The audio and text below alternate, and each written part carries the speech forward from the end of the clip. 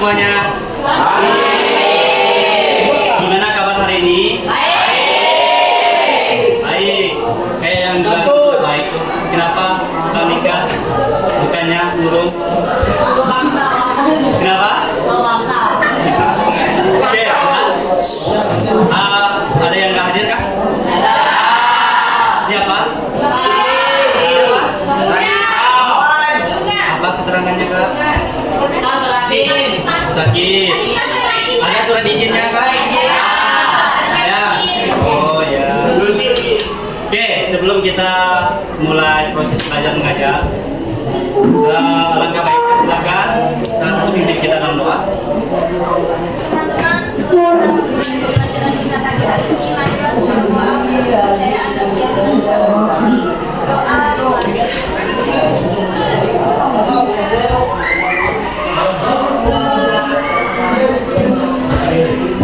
Doa selesai.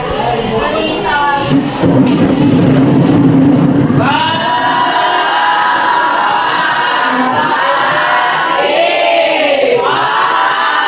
Selamat pagi, silakan duduk. Oke, tahu nggak materi kita pada pagi hari ini apa? Oh, kemarin kan sudah disampaikan kan? Apa? Asasi manusia. Oke, Bapak buka poin dulu ya. Apa ini? Nah, tema besarnya adalah hak asasi manusia. Nah, yang mau kita bahas itu yaitu pelanggaran hak asasi manusia. Tahu nggak hak asasi manusia itu apa? Hak?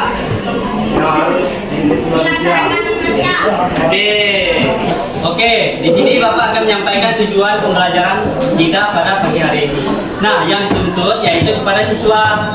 Nah, kenapa dituntut kepada siswa? Siswa harus menjelaskan pengertian dan prinsip dasar hak asasi manusia. Yang kedua apa?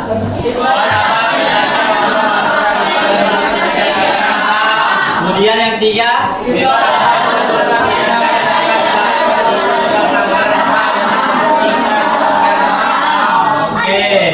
jadi ini dituntut kepada siswa semua. Kalian harus mengerti apa yang disampaikan oleh Bapak nanti ya. Bisa pahami semuanya? Nanti bisa? Ya, kalau bisa ya. Yang pertama yaitu, nah ini yang Bapak tanyakan. Apa itu hak asasi manusia? Ada yang tahu?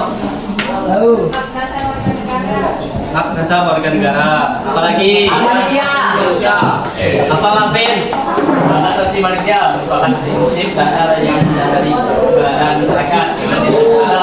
Oke, nah ya semuanya ada di buku ya. Halaman berapa Malvin? Halaman 53. Halaman 53. Silakan buka ya halaman 53 ya. Oke, di situ ada pengertiannya. Bisa pahami sampai di sini? Saya. Oke, ini pengertian hak asasi manusia. Yang pertama itu pengertian secara umum. Apa pengertian secara umum? Ada yang tahu?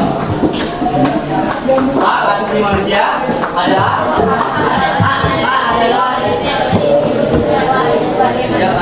hak asasi manusia itu sejak lahir, sejak dalam kandungan kita sudah ada pada diri kita. Nah, kemudian yang bersifat universal. Tahu universal apa? Nggak tahu. Ayo, apa universal? Apa? Ya, menyeluruh. Nah, kenapa disebut secara menyeluruh? Apa? Kenapa? Karena semuanya manusia. Di situ ada situ. Kenapa tidak dapat dicampur dan diambil oleh hukum internasional? Nasional. Meliputi berbagai aspek kehidupan. Nah, termasuk hak sipil, politik dan apa? Ekonomi. Nah, hak asasi manusia juga diatur dalam undang-undang. Undang-undang nomor berapa, yo? Tahun berapa? Jangan lupa ya, sampai lupa nanti kalau ditanya. Nanti setelah Bapak menyampaikan materi, kita akan diskusi tanya jawab. Nanti Bapak akan bagikan kalian menjadi 4 kelompok. Bisa pahami? Nah, di situ menurut para ahli, siapa yang di situ? Nah, mengatakan apa nih, Dok? Menyatakan bahwa Allah adalah Tanpa memandang.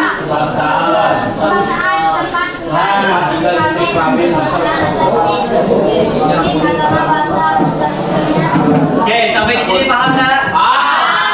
Sebelum Bapak lanjut, ada yang bertanyakan? Hak asasi manusia? Enggak. Ya udah, kemudian kita kembali ke sejarah hak asasi manusia. Nah, ini sejarah dan perkembangannya. Bisa kalian lihat di situ hak asasi manusia telah berkembang sepanjang sejarah dengan akar yang dapat ditelusuri di filosofi Yunani dan Roma kuno. Filosofi tahu? Halo. Pernah dengar nggak filosofi itu apa? Ayo. Yunani sih lagu. Yunani itu nama apa? Negara atau apa? Dia filosofi itu yang menepati ya, atau orang yang menepati. Tapi sejarah filosofi itu sejarah. Oke, bisa pahami? Di situ ada hak asasi manusia yang dideklarasi oleh apa? Universal. Cara pada tahun berapa di situ?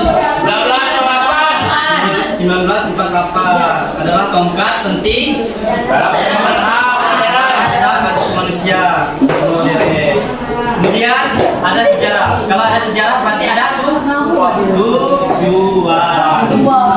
Apa tujuan dibentuknya hak asasi manusia? Ada yang tahu tujuannya apa? Ayo, tujuannya untuk apakah?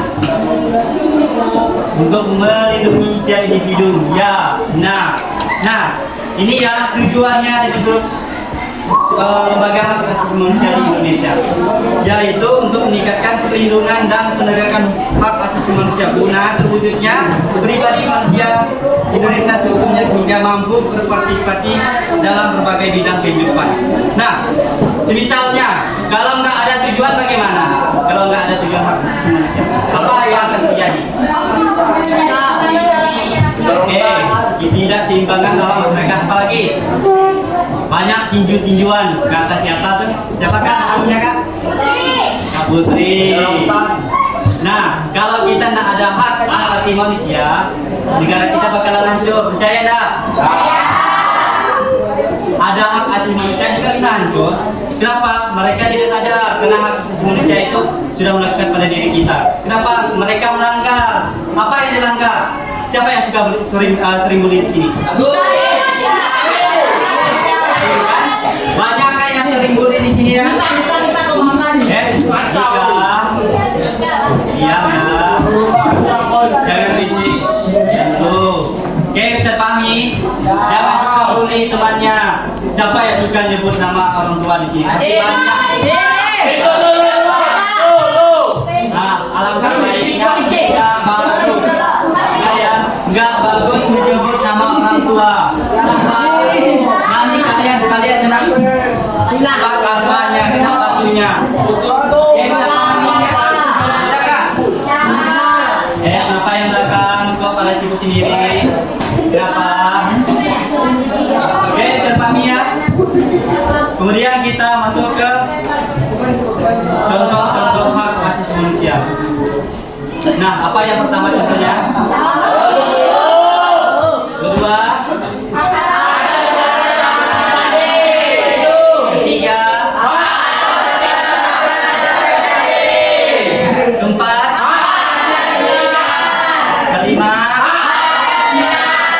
Nah, ini adalah contoh-contoh hak asasi manusia. Bisa dipahami? Bisa. Nah, nanti kayaknya ada diskusi ini tentang nih contoh. Jangan lupa ya. Diingat contoh-contoh. Kalian tuh sering tertipu. Mana contoh hak asasi manusia dan mana contoh kewajiban. Biasanya kalian itu sering tertipu, terbalik. Oke. Kemudian yang mau kita bahas Pelanggaran hak asasi manusia. aku. Nah, pelanggaran hak asasi manusia secara umum itu apa? Bagian dari serangan luas atau sipil. Oke, tahu nggak pelanggaran itu apa? Pelanggaran apa pelanggaran? Nah, yang tidak patut kita lakukan. Oke, yaitu yang pertama itu kejahatan terhadap kemanusiaan. Apa yang maksud di situ kejahatan terhadap kemanusiaan? Pembunuhan. Ya, kalian pernah dengar berita nggak tentang pembunuhan? Pernah dengar berita nggak? Gimana respon kalian? Dengar dulu, gimana respon kalian terhadap orang yang membunuh? Kenapa biasa ada apa? Apa? Ya memang bukan. Maksudnya gimana? Lihat kalian tuh kalau orang itu dibunuh sama orang lain itu gimana? Masa bahagia? Jika bahagia, nah, Mainan saja. contohnya gimana kalau Dika dibunuh sama Alvin? Nggak boleh kayak gitu ya. Nah, yang kedua itu kejahatan yang paling kejam. Apa? Genosida. Genosida. Genosida itu apa? Genosida. Tindakan yang dilakukan mati untuk melahirkan Enggak itu kan bro. seluruhnya atau sebagian. Pembudayaan. Nah, ini termasuk dalam teroris. Siapa yang mau jadi teroris? Ini Pak, teroris Yang juga ini juga. Ngapain mau jadi teroris? Nah, ada umumnya pun. Ini masih anak remaja, masih SMP. Mau jadi teroris. Apa kan? Nggak boleh ya? Tidak remaja. Oke. Ada di situ adalah contohnya termasuk pembunuhan massal. Tahu pembunuhan massal apa? Pembunuhan massal. Apa? Ya. Oke, sampai sini paham nggak? Nabi paham. Nanti kalau ditanya ya tahu. Oke, ada pun jenis-jenis pelanggaran hak asasi manusia. Apa saja yang termasuk dalam jenis ini? Pelanggaran hak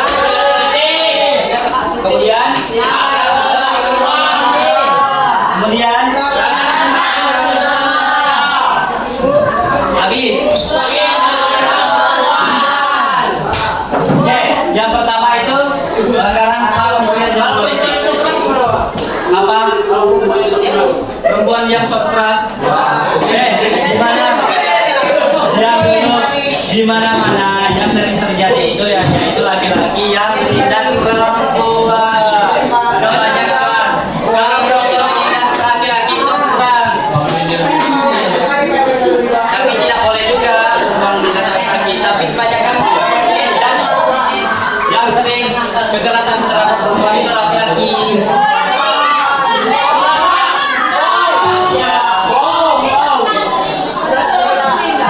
Karena perempuan itu tenaganya kurang.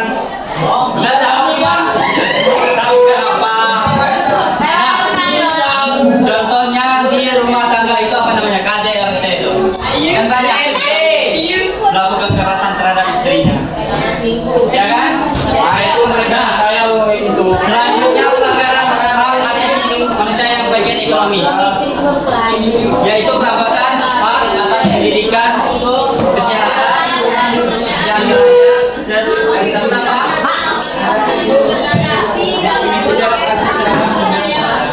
Oke, yang selanjutnya yaitu yang ketiga apa? Pelanggaran hak untuk berkembang. Hak untuk berkembang. Apa yang itu yang Pembatasan hak untuk berprestasi. pembatasan kekuasaan. Ayo, kalau tidak dibatasi kekuasaan maka apa? Maka ada sakit. Kalau tidak dibatasi kekuasaan apa yang akan terjadi? Hak kita akan diambil, akan dirampas. Bumi akan disewa. Ada namanya pembatasan kekuasaan. Kemudian yaitu keempat tadi dan dijelaskan juga ya. Pelanggaran hak perempuan. Nah, kekerasan terhadap perempuan sering terjadi juga di Indonesia. Oke, sampai sini bisa dipahami? Bisa? Ini bisa, Men? Bisa kayak Kayaknya masih pelan kayaknya. Bisa enggak, Men? Nah, paham enggak? Oke. Selanjutnya ada faktor-faktor yang mempengaruhinya, yaitu faktor politik.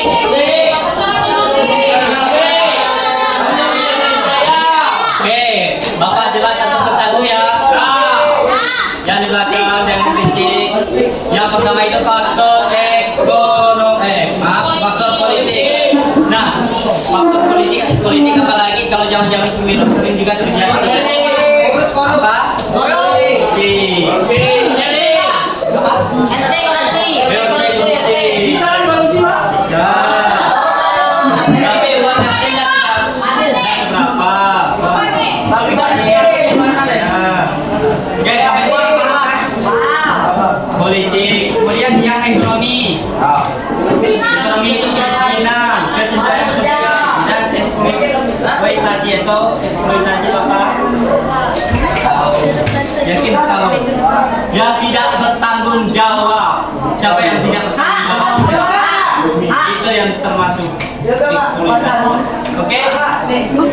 Kemudian yang ketiga, faktor sosial dan budaya. Tahu faktor sosial dan budaya apa? Apa yang termasuk? Tahu diskriminasi itu apa? Menjelekan dan seorang yang tidak adil secara itu namanya diskriminasi. Apa kau? Emang adil? Yang di belakang ini jangan tunjuk. Pak, saya dulu, Pak. Ya jangan tunjuk ya. Apa? Kemudian yang keberapa lagi? Oh, benar. Itu intoleransi. Tahu intoleransi? Tahu. Apa ayo? Ransidakan. Siapa yang tidak toleransi? Tidak. Kemana sedang ibadah yang satunya julid suka kamu. Panas soal gini. Nah, lihat gitu. Kita lanjut ke antisme. Tahu antisme apa? Apa? Julid. Siapa di sini yang julid yang menggunakan?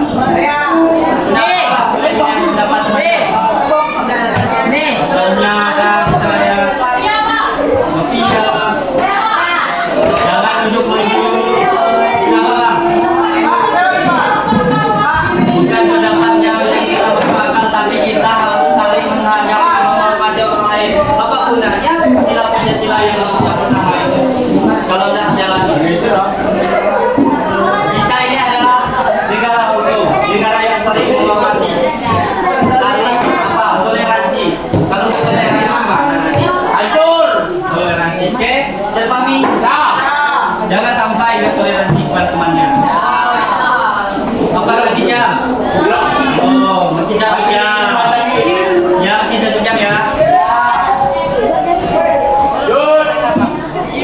Oke, adapun dampak pelanggaran hak Asasi manusia. yang pertama itu trauma. Nah, gimana kalau contohnya kalau bully, seseorang yang dibully bahkan trauma. Siapa yang dibully? Makanya kita jangan sering bully ya. Pada temannya, apalagi yang disebut nama orang tua, nama binatang. Ya, nggak boleh kayak gitu ya. Yang di belakang, oke? Bisa dipahami? Oke, kayaknya Bapak menjelaskan sampai di sini saja. Nanti kita akan diskusi hak Penegakan hukum. pelanggaran hak asasi manusia ya. Oke, Bapak lagi kelompok Ya. harus kalau mau berbicara ya, berbicara biar nggak terlalu toleransi pada temannya. Oke, Artinya, Pak, sampai ini. ini kelompok 1. Ini kelompok 2. Kemudian ini kelompok 3. Kelompok 4. Oke, terpahami? Siap. Silakan kelompok 1 maju semua. Jangan dari sana ya. Saya boleh langsung ya, Pak.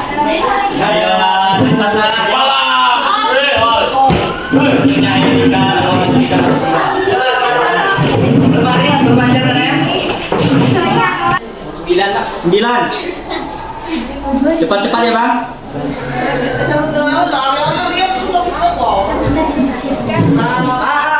D. Apa? D. Apa deh? B. C. Lanjut. Satu. 1. Waktunya 8 detik ya.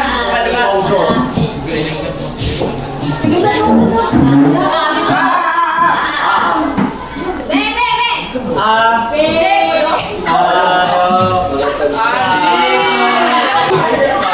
Kemudian kelompok 2. Silakan berbaris yang kedua.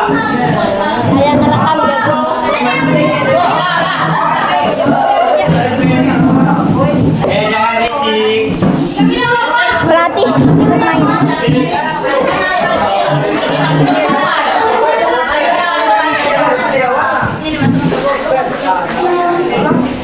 Kalau waktunya habis, artinya ada 3 ya. Udah bisa dimulai? Sudah. Oke. Nomor berapa? 1. Cepat ya. Awan.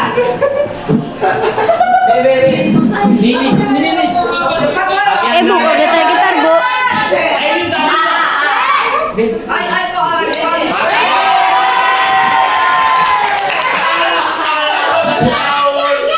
Nomor berapa? 3. Udah mana ngerti?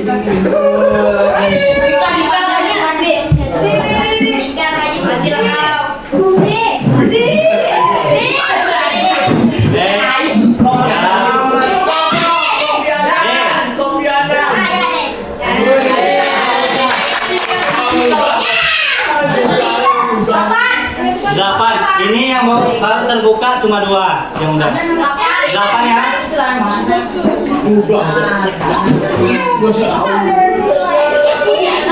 Alah, di mana Apa? D. Apa ini? Lanjut Kak. Nomor 2.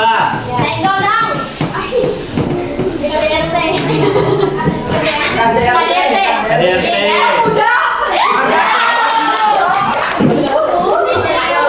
Lalu sih Nomor berapa?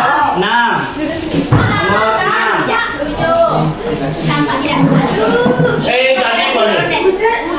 tadi mana? Apa? Tadi.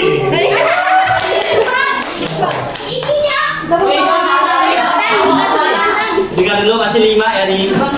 Nomor berapa? 5 Pak. Nomor 5. Masalah nih.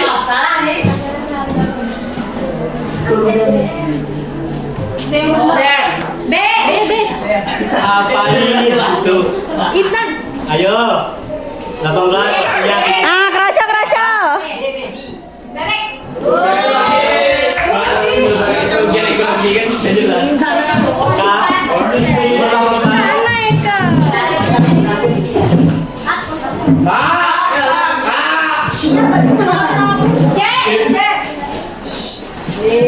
Sudah siap jawab dan benar tadi. C.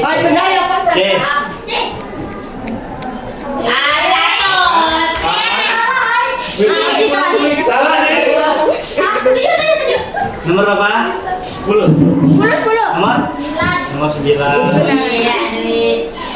Peran pemerintah dalam perlindungan hak oleh tadi C.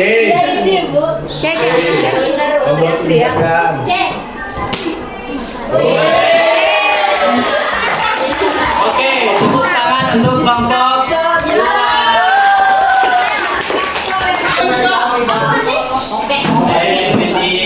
Jangan berisik ya. Oke. Yang belakang, kenapa sibuk sendiri? Karena tadi udah kita diskusi mengenai pelanggaran hak asasi manusia. Jadi setelah usailah pelajaran kita pada pagi hari ini. Nah, adapun kesimpulan pada pagi hari ini yaitu apa yang pertama itu kesimpulannya? Apa? Hak asasi manusia berlaku untuk semua orang tanpa memandang latar belakang seperti ras, agama, gender, atau bangsa. Yang kedua,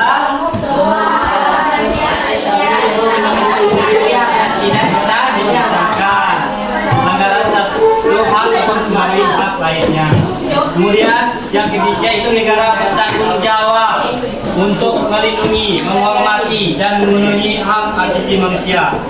Ini termasuk membuat dan menegakkan hukum yang melindungi hak asasi manusia. Nah, tadi masih ingat tak? Hak itu undang-undang yang mengatur hak asasi manusia itu undang-undang nomor berapa? 39 tahun berapa? Berarti udah paham semua, masih ingat ya? Oke, yang ketiga itu organisasi internasional seperti PBB memiliki peran penting dalam mempromosikan dan melindungi hak asasi manusia melalui pengawasan, laporan, dan intervensi jika terjadinya suatu pelanggaran. Kemudian yang keempat, secara keseluruhan, penghormatan dan perlindungan terhadap hak asasi manusia adalah dasar penting bagi keadilan, perdamaian, dan pembangunan berkelanjutan di masyarakat. Nah, itu adalah kesimpulan kita pada pagi hari ini. Karena materi kita sudah habis, kita juga sudah diskusi. Ya, silakan. Dan tadi kan diawali dengan doa. Sekarang tutup dengan Kita belajar mengajukan doa pertakaman mulai. Doa selesai. Beri salam.